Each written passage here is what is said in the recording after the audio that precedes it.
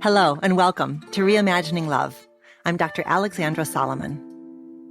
Relationships have the power to wound us and the power to heal us. As a clinical psychologist, author, and professor at Northwestern University, I've devoted my life to studying intimate partnerships and family dynamics.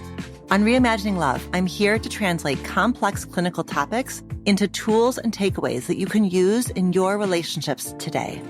If you're ready to develop relational self-awareness and create vibrant and loving relationships with the people who matter most to you, you've come to the right place. I'm so glad that you're here.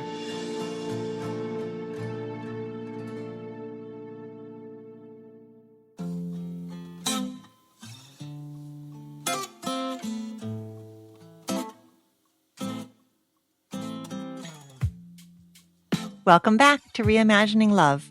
For today's episode, I had the pleasure of speaking with Jordana Abraham and Dr. Naomi Bernstein, sisters and co-hosts of the Oversharing Podcast from Betches Media.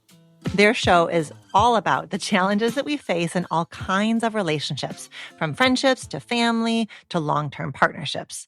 Jordana Abraham is the co-founder of Betches and a relationship enthusiast. And she's teamed up with her big sister, licensed clinical therapist, Dr. Naomi Bernstein, to answer your questions and to try to get to the bottom of the things that bother us most. I loved having these two on to discuss some modern relationship dilemmas in the realms of dating and family dynamics and therapy and more. I loved Jordana and Dr. Naomi's story, as well as the compassion, wisdom, humor, and personal experience they bring to relationship questions. It was truly a joy to have them on, and I hope that you enjoy this conversation as much as I did.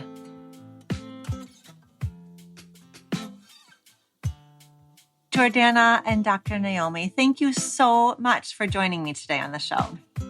Thanks for having us. We're excited to be here. So happy to be here. I love talking to other therapists and just kind of getting that connection and like a little mini joint supervision session. So I love doing this. So do I, especially when I'm not paying for the service. Yes. That's so good.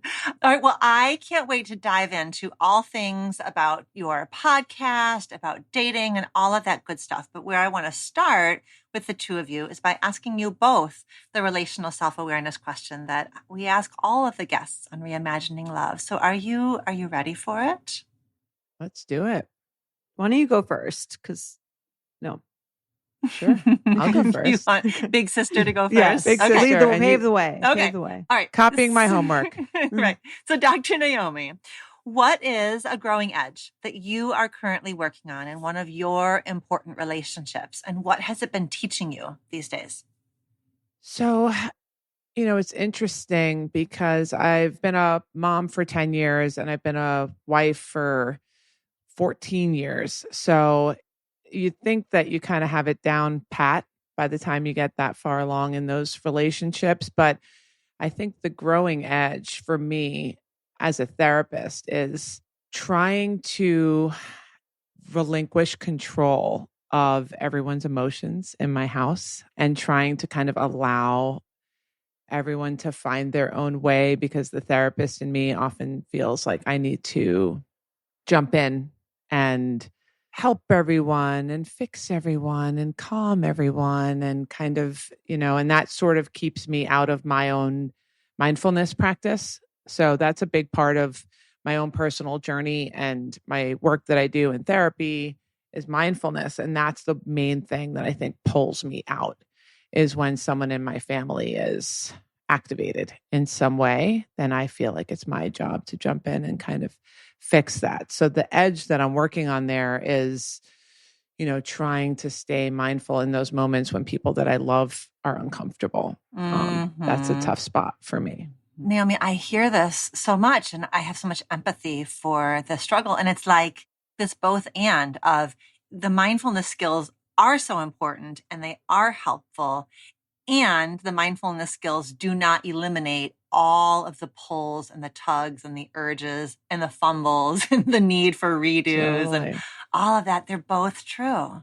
Yeah. And the hard part is like, and it's interesting because when I do my own meditation, what I often find pulls my mind out is like, how do I give this to other people? As I'm doing it and I'm trying to be in it in my own and just like be in my own moment, I keep getting pulled out to how do I teach my kids this? How do I help my husband with this? How do I help my patients with this? So it's sort of like, shh, quiet, I'm meditating, like this is for me now. This moment is for me. It's not about how to help everybody else. So I think sometimes, and even in those real life moments where if, one of my children is having an uncomfortable moment, I'm jumping in with like, okay, how can I help them be mindful? How can I, instead of what I think the edge that I need to lean more towards is they'll figure it out, let them figure it out, kind of stepping back a little bit. So that's what I would say for that.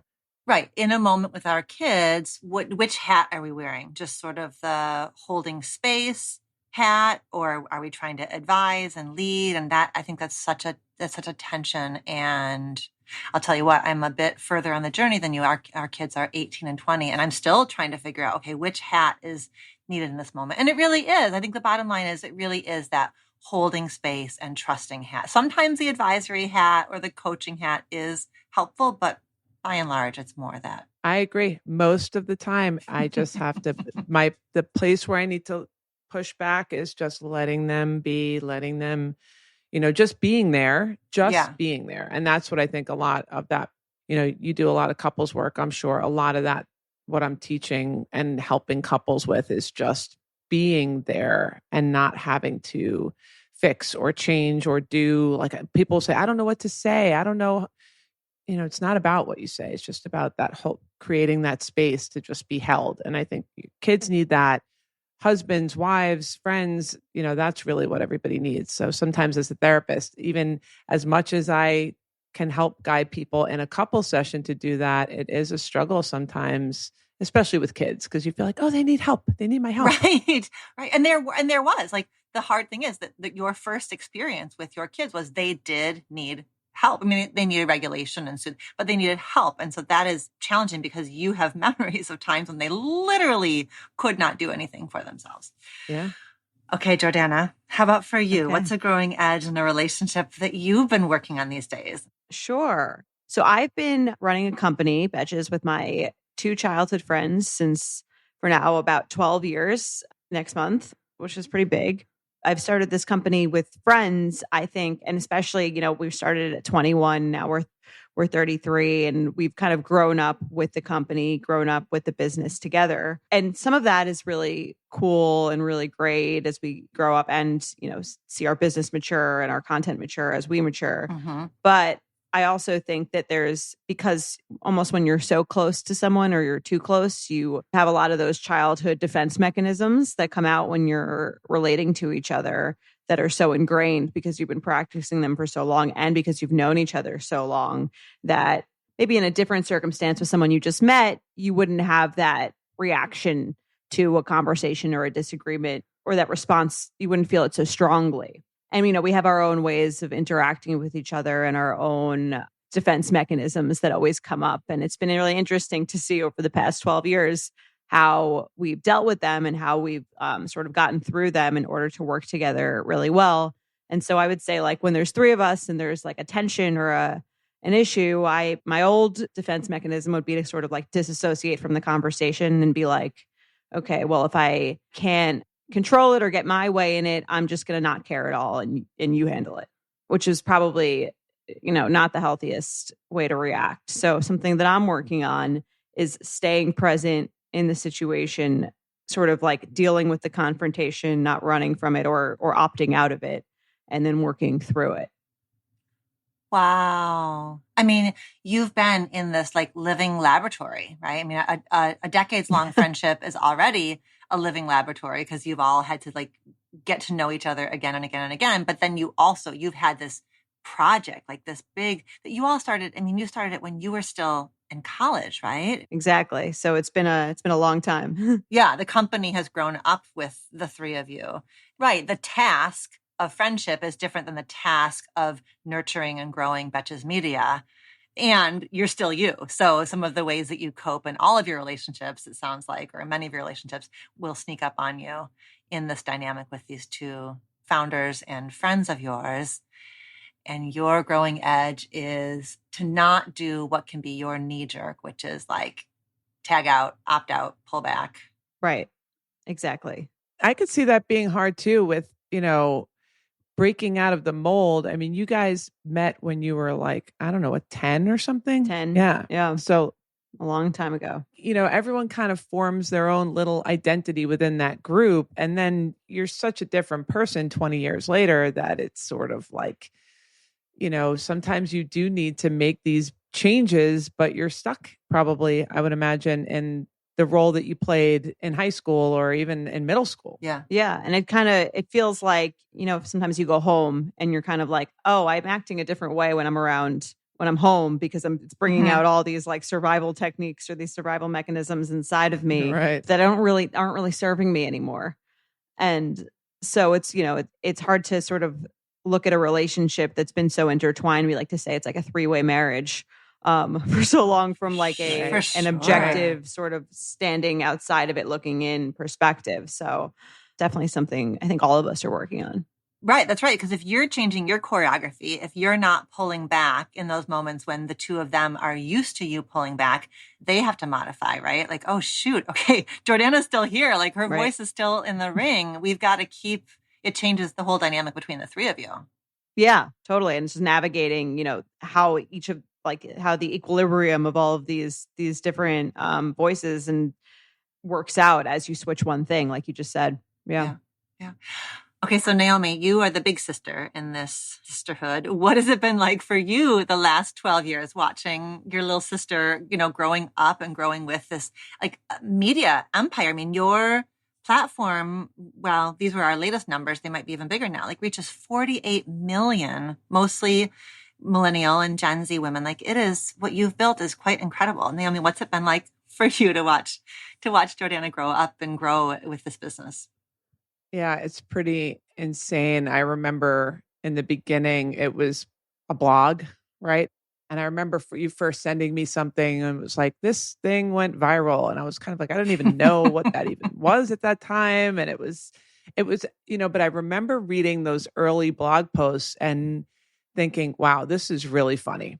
This is really, really funny. This is really like, I think what she did, and I loved it, I guess, in a little bit of a narcissistic way too, was sort of like, I could see our childhood conversations and dynamics of this realness. Like there was always a lot of realness in our house. There wasn't a lot that was kind of held close to the vest. So I heard all of that coming out just in kind of like calling out whatever they were seeing around them in like the sorority world or whatever that was at the time and thinking I could see why people like this. It's really funny.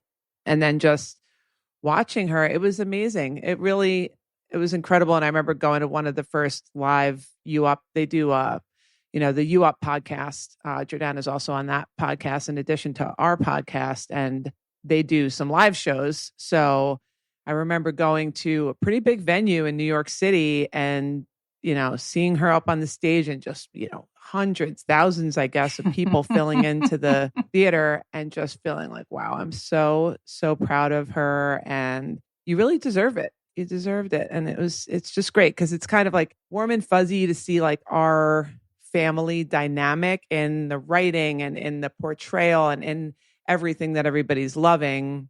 But then there's this whole other professional aura around it too. That was something new. That was like, I was kind of getting to know her in this new role too at the same time. So it's been pretty amazing. And I'm glad you're asking because we haven't, I've told her all of this in some way, shape, it's very or form, nice to hear. I think personally. Yeah. Really? It like you take it in, Jordana. Like it feels good for you to hear her talk about you this way.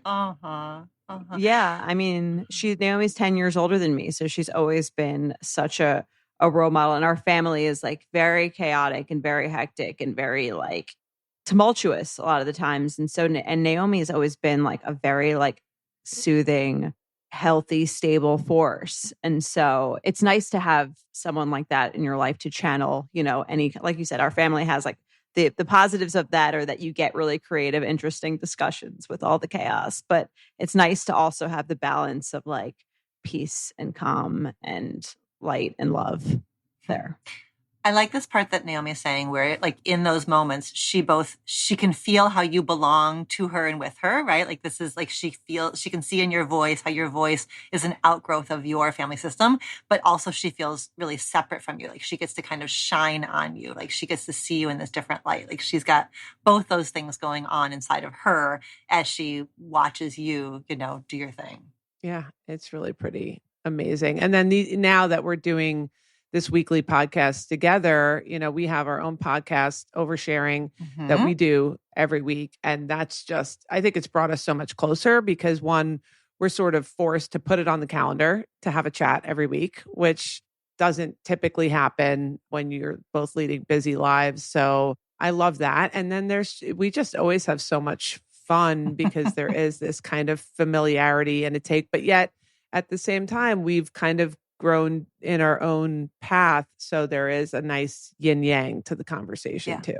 Yeah. So tell me about that. So what inspired you to do it? And then what have you learned about yourselves in creating and nurturing this show together? So, I mean, our family, like we said, has always been really fixated on like, there's been a lot of interpersonal relationships and a lot of interpersonal dynamics in our families. We have different dads.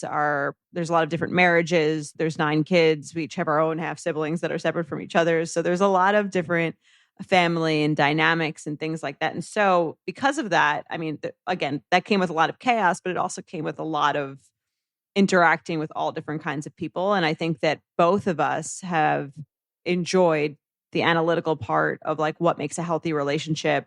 What does it look like to be your best self, to escape, maybe like, again, survival techniques that you had in childhood. And I think a lot, speaking personally, I think a lot of that for me was figured out through humor. And for Naomi, it was she's been a psychologist for how many years now? I don't know.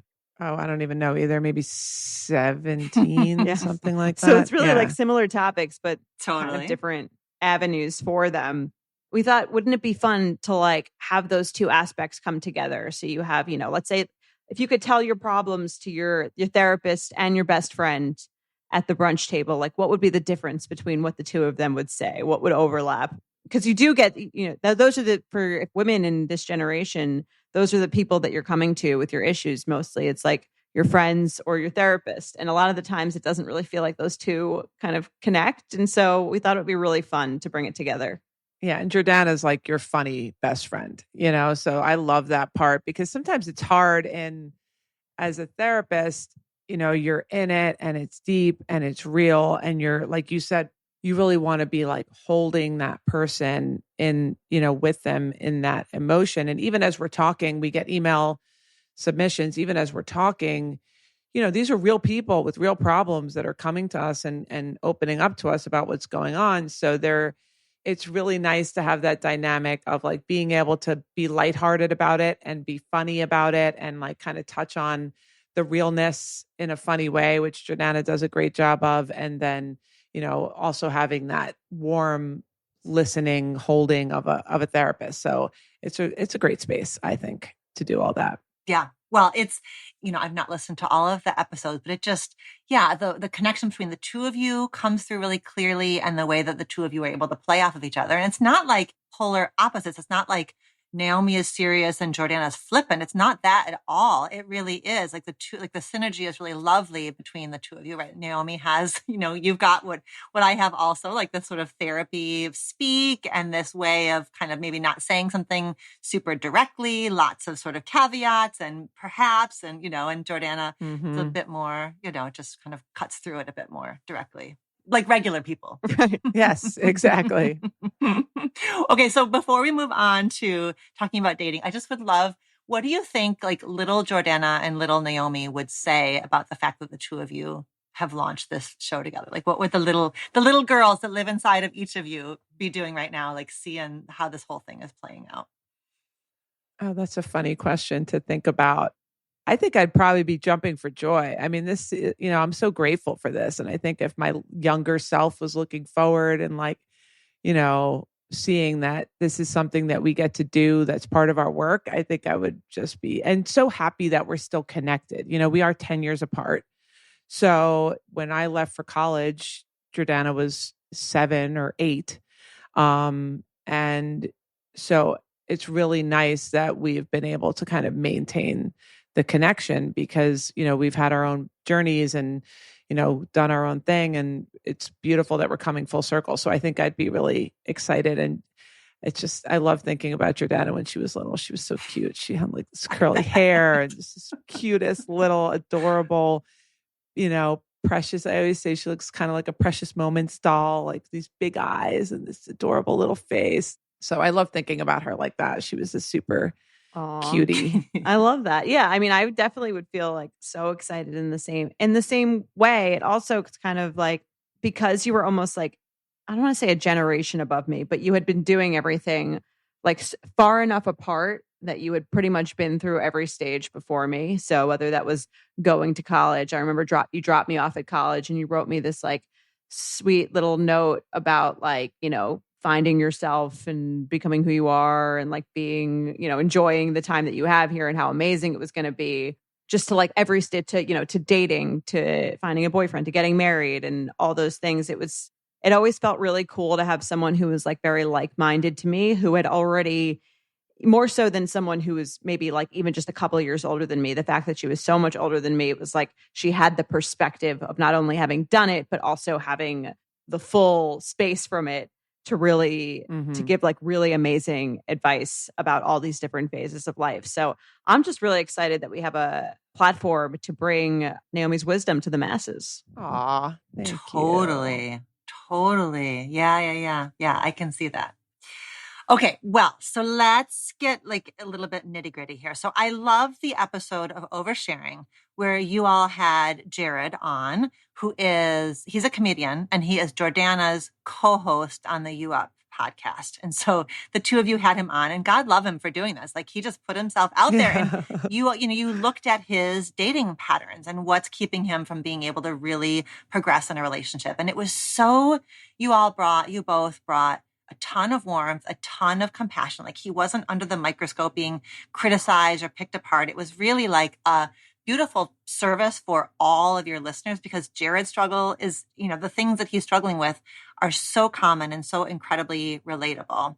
And I want to like pull out a few of those themes because I think they also apply really well to the Reimagining Love listeners. And the first one I wanted to talk about was something, Jordana, that you had said, and you now have this, like from hosting You Up for so long, you have this collection of stories, like you've been in, like doing this sort of like informal scientific study of dating patterns. And one of the things that you shared that I thought was really interesting is you said that you feel like, in general, this is a sweeping gender statement, that men tend to be afraid to get into a new relationship for fear of having to figure out how the heck to end it. And that women tend to be afraid of getting into a new relationship for fear of being hurt in the relationship. So that there are these different, maybe gender-based blocks that you feel like apply, based on some gender roles and things like that. Will you start us there? Like, where does that observation come from? Just tell us more about that piece of it. I mean, I think for a lot of men, and Jared will talk about this on You Up a lot, where it's kind of like, if it can feel like if you're going on the third date, then you are committing to a lifetime together. And then or the idea that you'll be going along with the flow for so long that you become so deep with someone and then you have to leave and you have this huge fear of like hurting someone or wasting someone's time. Because I think that's a big thing for a lot of women is like their time is very precious the older you get, especially. And I mean, like, that's obviously like a societal trope of like a woman getting older and, maybe losing her chance to have children or to meet someone and again, I don't think that's necessarily fair, but there's a lot of societal ideas that are thrown at you about your value getting lower as you age, especially for women. I don't think men really feel that in the same way. And it's not told to them at all in the same way. So I think that there is a fear with men of like, if I'm going to go on that third date or I'm going to date someone for 3 months and then not commit to them, I've created a situation where I'm the bad guy and I'm going to be like hated and I'm a villain in this person's life and I've, destroyed their life. And I think that's probably even more exaggerated for someone like Jared, who's had maybe negative experiences with that happen to him in the past. And then I think with women, it's like a lot of the time you're dating and you are on guard for that. And I think that the fear of that happening or the fear of like being broken up with or the fear of something not working out and you putting your effort into it kind of can create a self-fulfilling prophecy in a lot of ways where, and we talked about this, Naomi, on the show a lot, where it's like, because you think, oh, this guy is going to sleep with me and then never call me again. Like you're almost inadvertently acting in a way that creates a tension or creates a situation to where the person is almost more likely to happen than if you were just having fun. But it's really hard because I totally, having dated for a long time, especially in a city like New York, where it can feel really tiresome, you have this feeling of frustration and you're kind of like, yeah, I want to have fun with dating, but it's not very fun. It doesn't feel very fun. It feels like a job. It feels like something I need to do before a certain deadline, or I'm going to be the last one picked and I'm going to be alone and all these other like spiraling intrusive thoughts that I myself had used to deal with for sure. So I can definitely relate to a lot of our listeners when it comes to that. Mm-hmm. Mm-hmm. Yeah. I mean, I think in terms of that being like, again, coming back to mindfulness and kind of how to enjoy the process of dating and how to take yourself out of, you go on, and Jordana kind of uses this term emotional masturbation, where like you go on that first date and all of a sudden you're like on the, 10th date and you're moving in together and you're, what's naming the babies. Yes, naming the babies. Exactly.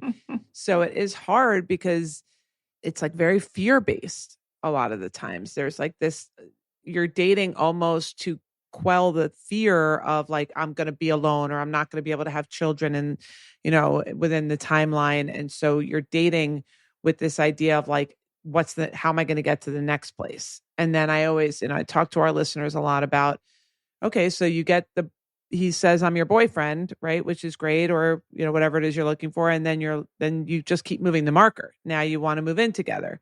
Then you move the marker again. Everyone else is getting engaged. Then you get engaged. Then you move the marker again. When's the wedding? When's the baby?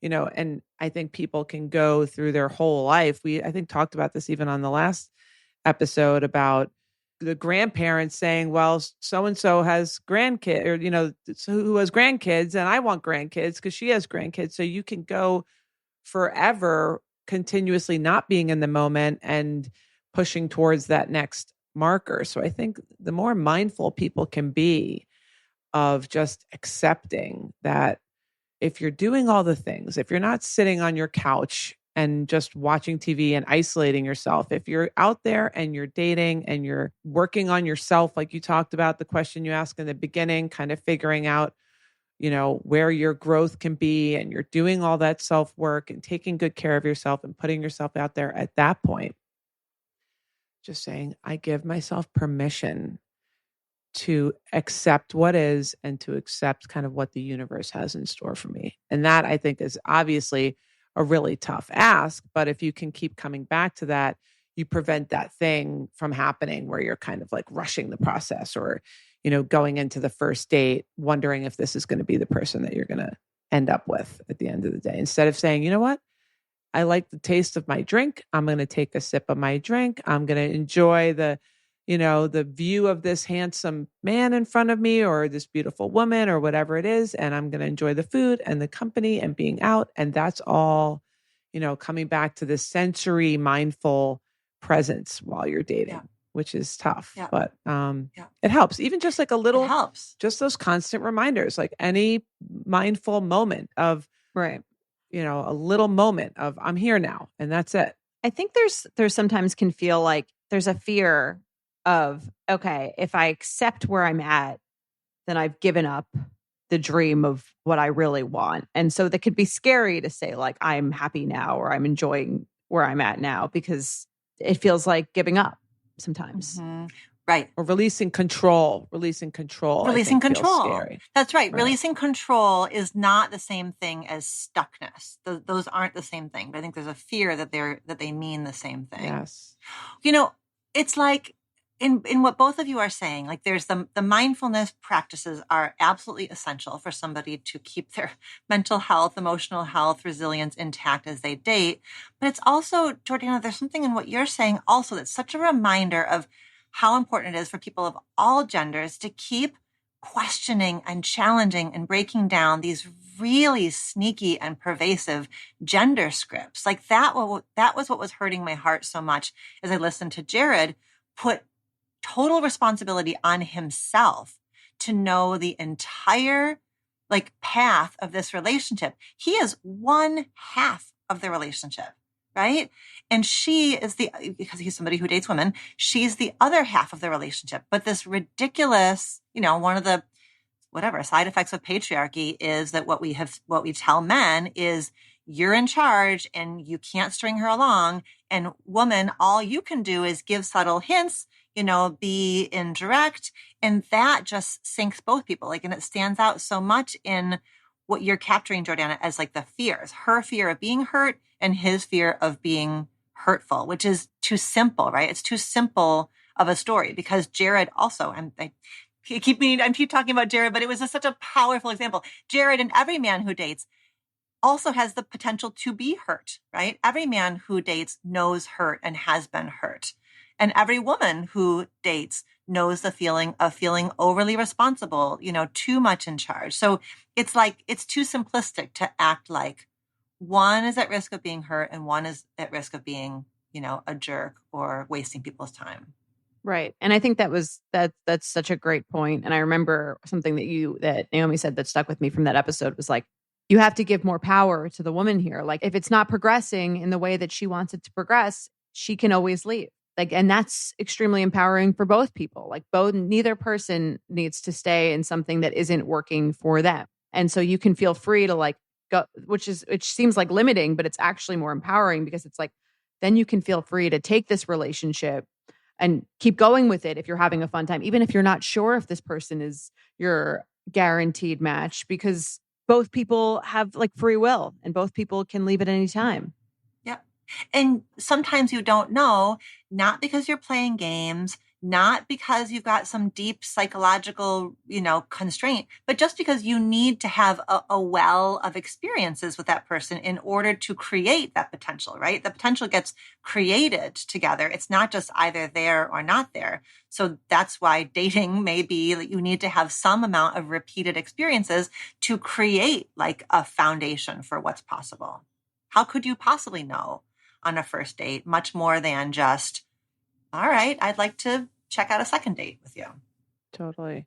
And I do think there are instances, and I'm sure that you've seen this in your practice, of women that are, leaning more towards that fear of commitment side and that are not really wanting to lean into something long-term for whatever. I mean, there's a multitude of reasons why that could happen. So yes, I do think kind of the biological clock tips and obviously our whole societal, the messages that we get from Disney movies and everything since, that leads us to believe that, we should want marriage ASAP and commitment from a man is the ultimate, prize in life, which I think has been put out there. But there is a real thing about, the age that you can naturally have a baby. And then after that, it gets more complicated. So I think that is scary. But I do think there are, I'm glad you're acknowledging the men out there that do want commitment, that are leaning into that and have been hurt in the same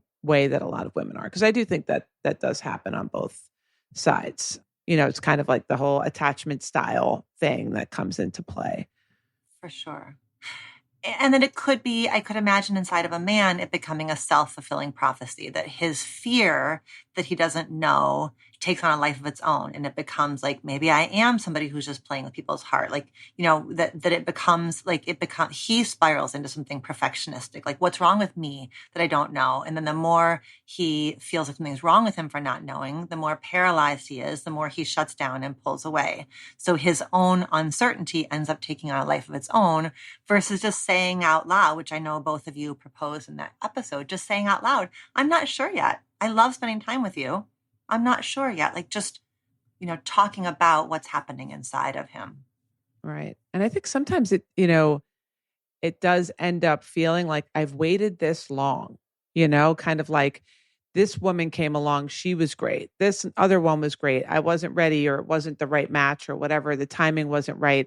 And now it kind of feels like, well, I've waited so long. Now I do need to wait to feel this otherworldly, fireworks feeling or whatever it is. And I think you said to Jordana on the episode, like, maybe that's just not a feeling that you are going to have. So you're kind of waiting, well, I've waited till I'm 37 or 38 or 40 or however long it is. So now I can't give up on trying to find that now after I've let all these other people go because I didn't have that with them. So I think there's a piece of that too that feels like you're waiting for this kind of feeling that maybe if you've never experienced it, it's just not a way that your body, and I'm big into sort of like that, the physical sensations that occur in your body and how those affect your thoughts and your feelings. So, maybe there's just your body chemistry isn't going to give you that type of excitement in that way about another person or your psychology or whatever it is. Yeah. I think there's this like misconception that everyone falls in love the same way, or everyone gets into relationships that has to happen this way, or it's not real, or it's not meaningful, or they're not the one because you didn't immediately know on date one. I mean, we joke about this a lot about like if you see wedding websites, the Our Story page is like a fantasy, like it's the rewritten story of what it looks like. And we met and we instantly knew. Like, very rarely, I think, is it as glossy as people rewrite the story to say it is. Like, right. I wasn't that into you at first, but then you kind of grew on me. It took me a while. Our first sexual experience completely sucked. I did not have an orgasm. Right. Yeah. You rarely see it like that. Maybe it would be refreshing too. So I think that, like, again, like the more realistic version is that like usually one person is further ahead than the other person at some point. And it's really just a matter of how far apart they are. Mm-hmm. Yep. Okay. So going along with Naomi, what you were just saying about the connection between what we feel in our body and then the thoughts that emerge from there. The two of you also talked about this like kind of idea of trusting your gut, which is something I think that we throw around a lot. Like, just trust your gut. You have that, you have that gut feeling. And I think that also can be really tricky. And in that conversation, you proposed that your gut, rather than giving you information that is intuitive or predictive, your gut may be scanning for danger and risk and pattern recognition. Like, this feels like that last thing felt. So talk to us about how trusting our guts can actually be problematic. Oh, for sure. I love talking about this because I do think that the way that we are wired is that it's like that reptilian brain is still very strong. And that's the fear-based brain. That's the survival brain. That's the one that tells us like, there's something that feels, even like going back to caveman times, like, oh, I was once in this place and a rock fell on my brother and, knocked him out. And so now anytime I'm in a place that looks familiar to this place, we're so adaptive that now every time I'm in this place that feels familiar, I'm going to get a surge of neurotransmitters and different hormones and chemicals that are going to course through my bloodstream that are going to send out warning signals. Look around and find the danger. So sometimes that gut feeling is really just like an overactive nervous system that's telling you to look around and find danger. So when you're dating, the look around and find danger might be her hair is too thin, or her, I don't like the way her perfume smells. And that's that signal, like, danger. This situation feels unsafe to me. My gut is telling me she's not the one.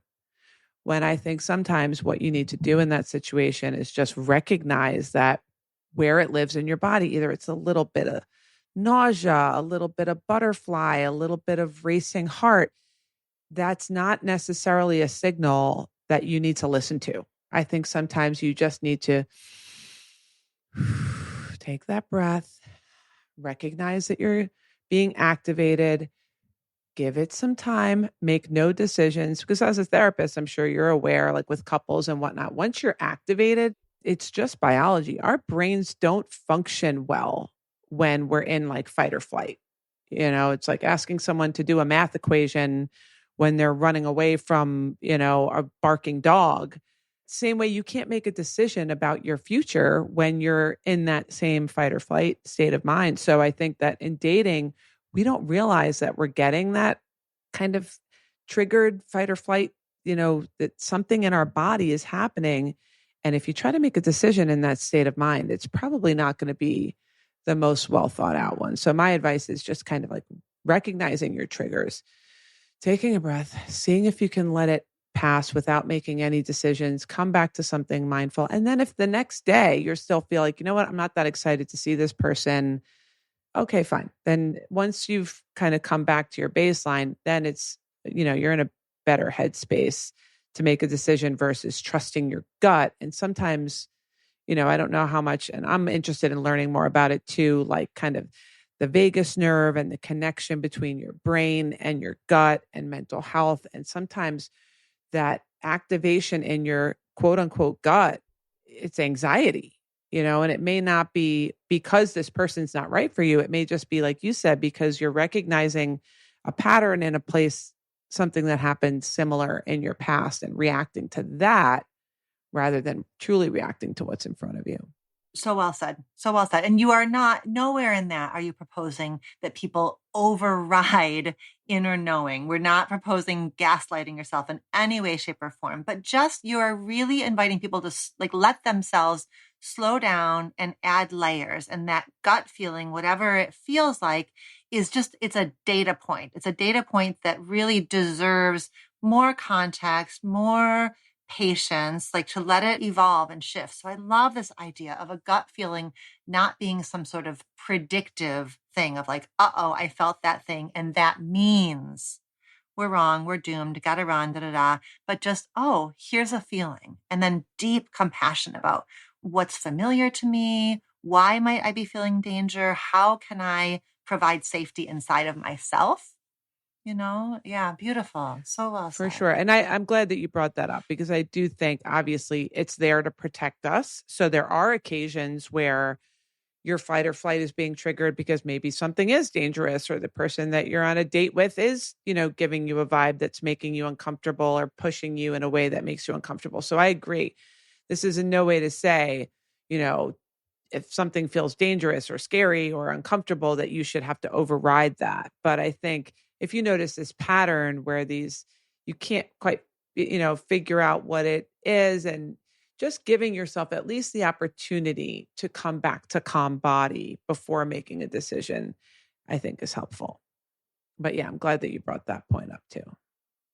I think you guys covered it very, very well. Definitely agree. It's something that I've tried, not in just relationship. I mean, with my own husband, and I think people say that, originally maybe about dating, but in any interaction you have, if you could not, you don't. And one thing that Naomi repeats a lot, which has really helped me a lot, is like, just because you think something doesn't mean it's true. And I think what you're saying about like, your initial, maybe you're turned off by something someone does. It doesn't mean that you are turned off by them. Give it, especially if you're prone to like blowing that thing up into a major turn off. So I think giving yourself the space to know that like, just because you feel something in one moment doesn't mean that's how you feel. Oh, I love it. I love it. Right. Right. And another piece is I think you kind of scan, like that idea of scanning your environment. So you get triggered in your body. And then that cave person comes out and scans the environment. Where's the danger? My body's telling me there's danger. Where is it? And now you're kind of seeking it. So now you're sort of looking to, well, what else is this person? And like you said, Jordana, it could be interpersonal relationships, not just dating, but, maybe your husband doesn't answer his phone for an hour or whatever it is. And then you start to get some kind of a feeling in your gut or a trigger or whatever it is. And now you're looking around the apartment and you notice a receipt that shouldn't be where it was. And now you're looking for, then you're just like scanning and seeking out these things. And that's how you can start spiraling, which I think a lot of people suffer from that. For sure. So, for sure. Yeah, that's a good point. Okay, so let's talk about the people who love the people who are dating, like the people who are around you, what we call like your sort of cheering section. You're dating and you've got this whole cheering section of your friends and your family and your therapist. So I would love for us to talk a little bit about some boundaries and guidelines for people who are dating, in terms of like how to kind of manage the enthusiasm of of their crew. So on the one hand, it can be really lovely, right? That you've got your girlfriends or your mom, your dad, your sibs who like can't wait to hear about the date or want to, take a look at your matches on your dating app, and they're in it with you and they're supporting you and celebrating you. But it also can feel like a ton of pressure. And I think it can create a situation where it's hard to hear your own inner voice or inner knowing because there's so much around you. How much of an issue is this, and what guidance or suggestions do you have for somebody who's dating and has got a lot of strong cheering section? I always like to say, I feel like when you're talking about someone new that you're dating, there's such a fine line. You want to find the middle ground between like the cynical of like, he's never going to text me. So like, I'm not going to say anything to anyone because like, it's probably not going to work out. But then on the other side of that is, telling everyone you just met the perfect guy. And, it's almost like veers into the naive delusional stance. So It's like, do you want to be delusional or cynical? Neither. You want to be like somewhere in the middle. And I think it's okay to be selective about who you're sharing your dating life with. So I think you could tell someone who you're friends with, who you have an intimate, close relationship with, who's also rooting for you, I think is a big part of it, is someone that you want to share the good and the bad with. So I think I think the way to approach dating to me with others is like cautious optimism. So, I met this guy, been on a couple of dates, it's going well. You could be real and vulnerable with the person, and also knowing that that's someone you can trust, where if it doesn't work out, they're going to be helpful to you and they want the best for you. And they're not asking as a way to sort of just gossip or hear about, vicariously get excited through you. Cause I think that's a lot of people too, where it's someone wants an update just for like entertainment value, almost like themselves, for themselves and their own entertainment. And I think a lot of people, single women, especially with a lot of friends who are in relationships or married, it can feel like you're sort of like their court jester telling them all their stories. So I don't think that you need to be that. But I think if you find a few people that you have an intimate, close relationship with that are going to help you when it doesn't go well and be really excited for you when it does, I think that can be really nice, because it is nice to be able to talk about. The beginning stages of dating are filled with so many micro ups and downs that it's really nice to have a relationship where you can share that with people. Totally. And I like the advice of kind of finding a small group of people that handle it in a way that you feel like works for you, and communicating with them. Because sometimes I think what happens is if you do tell too many people, then you have to, on the one hand, you have to kind of untell if it doesn't work out, or they ask you for the update and you're like, yeah, I never heard back from that guy, which, okay, that's fine. Simple as I never heard back from that guy. Finished. You could just do that. But for some people, it feels like having to say that 7 times when you're already feeling disappointed just kind of feels like it makes it a little bit worse. But I do think telling people that are going to be okay with the answer of, yeah, that didn't work out, I don't really feel like talking about it too. Because I think sometimes you feel like if you've opened up to somebody, now you owe them an explanation about what happened, when maybe you don't feel like explaining the story for the 5th time that day when you're already just dealing with your own feelings. So I do think it's important to find people that are going to respect your boundaries. And maybe you got overly excited and went on for an hour about the first date and he never calls again, and they can accept the answer of, I never heard from him, I don't really feel like talking about it. If you don't, or if you do feel like talking about it, you do. I think the other piece is being careful not to seek too many opinions about a subjective situation, because that can just cause crazy making, I think, when you're sort of like, well, this friend thinks he's into me. And that one says, well, he's just using you for sex. And this one thinks this.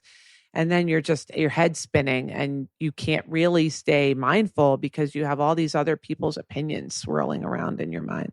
Opinions that, by the way, are shaped completely through their lens of experience. These friends are not sharing objective truth. They're sharing their opinion that's filtered through their cultural context, their experiences, their personality, their fear. So it's not objective opinions that you're getting. Right. And I think that when you talk about this stuff with too many people or over and over again, which I have to say I was definitely guilty of doing as someone who likes to analyze their thoughts and feelings constantly, which is, something we bring to the podcast. But I have found that sometimes when I do that, I'm telling everyone the story or I'm telling everyone it creates, like Naomi, you've talked about on the show, like this solidified neural pathway where it's like now I've practiced thinking about this thing so much and analyzing this thing so much that I'm fixating on it.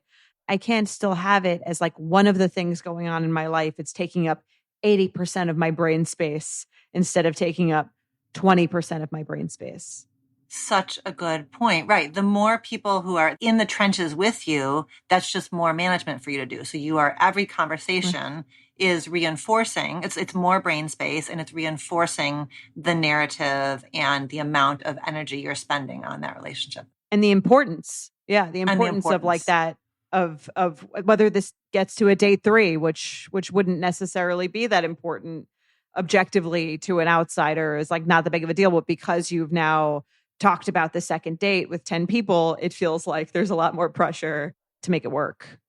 You know what? I'm interested, Dr. Solomon, to hear your perspective as a therapist, because sometimes I do feel, and I'm sure you have this, where you have a patient that comes in and they kind of rehearse the same narrative or they tell the same story or they're kind of, ruminating, I guess is the best word for whatever dating situation, if we're talking about that. And sometimes it feels like that's what the patient wants to do. There's this urge to kind of review this story and write this narrative. And I want to give them what they need in that moment, if that's what they need and that feels soothing. But then there's a part of me that says, I don't know if this is really in your best interest to talk about this again.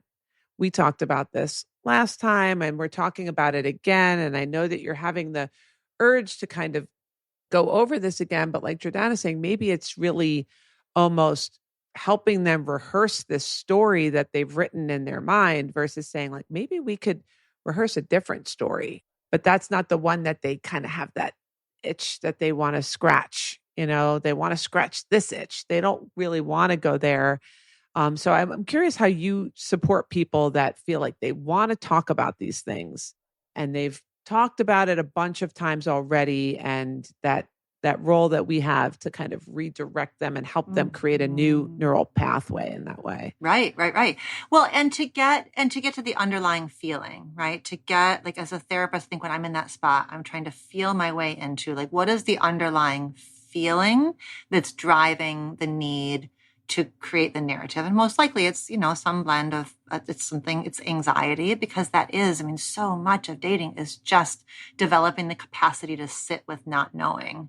And so most likely it's going to be a practice of just coming back to the ability to sit with not knowing, and like breathing into the not knowing. And maybe also as a therapist, wanting to help them remember that they're more than, as Jordana was saying, that you are more than just your date story. You're also somebody with, a job, a hobby, family dynamics, like passions, interests, like that there's more to the person. So I can imagine myself, if I'm hearing this story again and it's feeling like it's repetitive, I might also be wanting to bring in something else about another domain of their life to remind them and to remind me that they are more than just whatever is happening with this story. And then maybe also thinking about, okay, what is it about this story and how does it tie to family of origin stuff, right? Because I'm always going to be going towards that about if my client is stuck and it's over and over, okay, what is the little tender spot? What's the wound that this is, I don't feel prioritized. I don't feel valued. I don't feel whatever that wound is, For sure. Okay, you both are giving so much permission to the person who is dating to be discerning, that you don't have to be your friend's entertainment. The fact that there's literally entire genres of reality TV, like about dating, shows there's something that's so intrinsically fascinating and captivating about dating, but you don't have to be the source of entertainment for your friends, and really picking and choosing, like, who can hold this? Like, who can hold this with me? I hate that we have to wrap up. So fun. So fun. You both are so easy to talk to, like so wise and funny and sharp. I love it. Love being in conversation with both of you. Thank you so much for including us here. This is great. And I really love the work that you do. I listened to a couple of episodes, and you just are very thoughtful and give wonderful guidance in terms of, just like how to own your own experience. So I really love that. And I appreciate you having us on the show. Agreed. So soothing and wise. I feel calm just recording this. Yes. I love that. Okay. So we will put links to your to both podcasts, right? To You Up and to Oversharing. We'll put those in the show notes. What else? What are other ways for listeners to get to know both of you, each of you, and the work that you're doing? As far as my own practice, I'm not accepting any individual clients, but I do have some groups that I run, interpersonal relationship groups. I am nearing capacity, but I always take wait lists if I open up new groups for anyone that's interested in group therapy, exploring kind of your, it could be romantic. It's a lot of the stuff we talk about in Oversharing, whether it's work issues, family issues, romantic relationships, sibling relationships. We kind of cover the gamut, and those are very mindfulness-based groups. So we start every group out with a meditation and really, kind of weave mindfulness through everything that we do in terms of creating more peace interpersonally. So if anyone's interested in that, you can look me up at naomibernstein.com and check out myself, or you can reach me there, or you can reach me at naomibernsteinpsych@gmail.com if you're interested in joining a group. And you can listen to You Up and Oversharing anywhere you get your podcast. You Up has an Instagram at you.up.podcast. And we release new episodes every Wednesday and Sunday, and Oversharing comes out every Tuesday. And if you'd like to follow me personally, I'm at Jordana Abraham on Instagram. The You Up Instagram is really funny if you're looking for some good laughs. It's one of my favorite Instagram accounts. Definitely humor-based. Yeah. That's great. That's great. Thank you both. Thank you. All right. Thanks for having us.